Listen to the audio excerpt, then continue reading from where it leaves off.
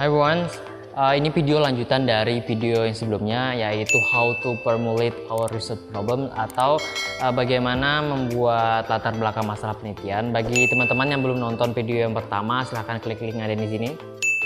Klik dulu linknya, tonton dulu biar kita punya satu pemahaman yang sama. Oke, sekarang kita lanjut bagaimana how to formulate our research problem atau bagaimana membuat latar belakang masalah penelitian, langkah ketiga dan langkah keempat. Oke, lanjut ya.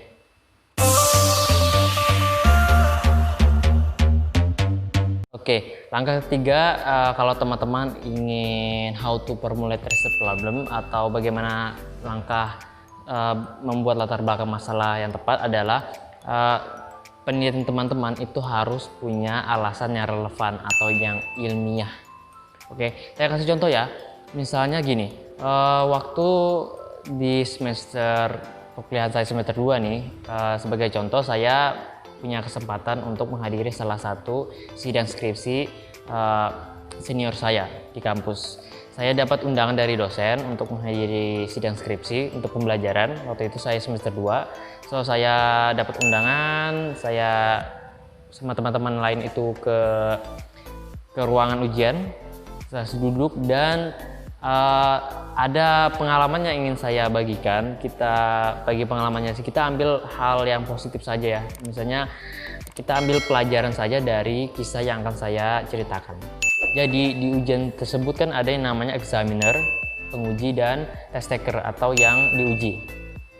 Di salah satu sesi sidang, si examiner atau si penguji ini menanyakan ke si test takernya bahwa kenapa kamu berminat untuk melakukan penelitian ini, ya? Kenapa kamu berminat untuk melakukan penelitian ini? Dan jawaban dari senior atau yang test taker yang diuji ini adalah jawaban yang menurut saya mind blowing sekarang, gitu. Mungkin waktu saya menghadiri sidang skripsi waktu itu saya nggak terlalu paham konteks pertanyaannya ini apa, kenapa kamu berminat untuk melakukan penelitian ini, tapi saya sekarang sudah paham. Jawaban dari senior adalah karena saya adalah alumni dari tempat ini, ya, karena saya alumni dari tempat ini.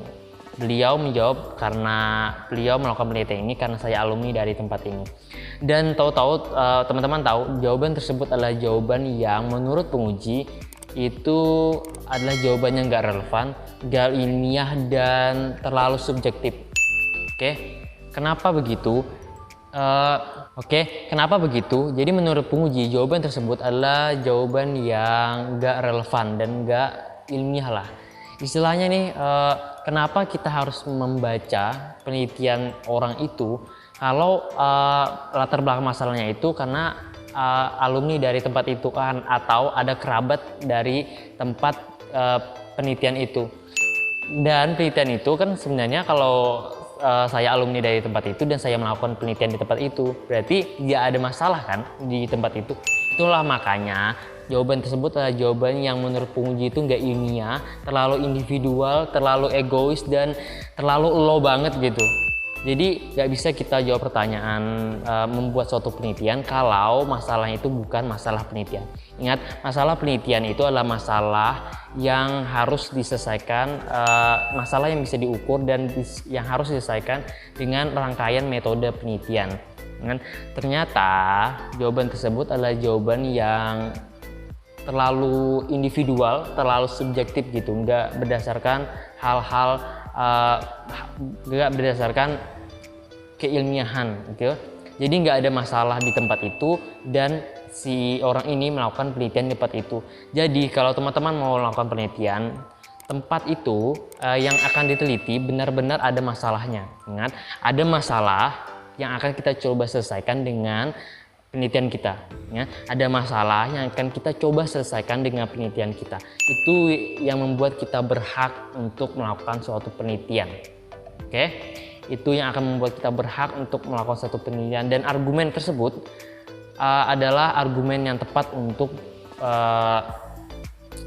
diajukan ke peneliti, ke penguji. So, hal yang perlu di-highlight dari step ketiga dalam membuat how to formulate research problem adalah teman-teman harus tahu bahwa ketertarikan teman-teman akan sesuatu nggak membuat kita berhak untuk mengangkat itu sebagai penelitian. Oke, ketertarikan kita akan sesuatu nggak membuat kita berhak itu mengangkat jadi sebuah masalah penelitian. Kita harus kasih tahu, kita harus kasih penjelasan ke orang, kita harus beri penjelasan yang ilmiah, yang relevan ke siapa yang bertanya, mau itu examiner atau yang bertanya tentang penelitian kita, bahwa penelitian kita ini akan menjadi solusi dari hal apa. Penelitian kita akan menjadi solusi dan akan hal apa, dan kalau nggak dilakukan itu maka apa.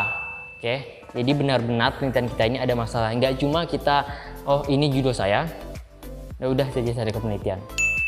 Kebanyakan nih biasanya peneliti mahasiswa gitu, kalau mau ke penelitian itu biasanya mereka cari judul dulu, padahal kebalik, harusnya itu masalah penelitian dulu baru judulnya. Jadi kalau ditanya orang, masalah penelitianmu apa? Oh ini loh masalah penelitian saya ini, makanya saya ngambil judul ini. Nggak ngambil judul dulu baru cari masalahnya. Oke, itu yang perlu di highlight. Jadi sebagai kesimpulan, pentingnya untuk mempelajari how to formulate our research problem adalah kita dengan memahami how to formulate research problem adalah kita bisa menunjukkan ke orang lain, kita bisa meyakinkan orang lain bahwa penelitian kita penting untuk segera dilaksanakan. Ingat, penelitian kita penting untuk segera diselesaikan, dan kalau nggak segera diselesaikan maka akibatnya apa? Penelitian kita penting untuk segera diselesaikan karena penelitian kita akan menjadi solusi atas permasalahan atau problem yang akan kita ajukan. Itulah pentingnya mempelajari how to formulate research problem untuk meyakinkan orang lain bahwa penelitian kita ini urgensinya apa, berdampak akan hal apa, dan kalau dilakukan maka akan menjadi solusi atas hal apa. Oke, jadi nggak semata-mata kita melakukan penelitian itu nggak ada masalahnya. Jadi kita cari dulu masalah penelitian ya, bukan masalah umum, masalah penelitian yang akan menjadi solusi atas problem apa yang akan kita coba ajukan, baru kita mantap untuk melakukan suatu penelitian. Jadi jangan cari judul dulu baru cari masalah penelitian, kita harus cari masalah penelitian dulu baru buat judul penelitian. Oke, komen kalau ada hal-hal yang nggak jelas di video saya, dan kalau teman-teman mau request video, misalnya video tentang hal apa, penelitian bahas apa, silahkan komen, nanti saya akan coba bahas di next video. Oke, see you, semoga videonya bermanfaat.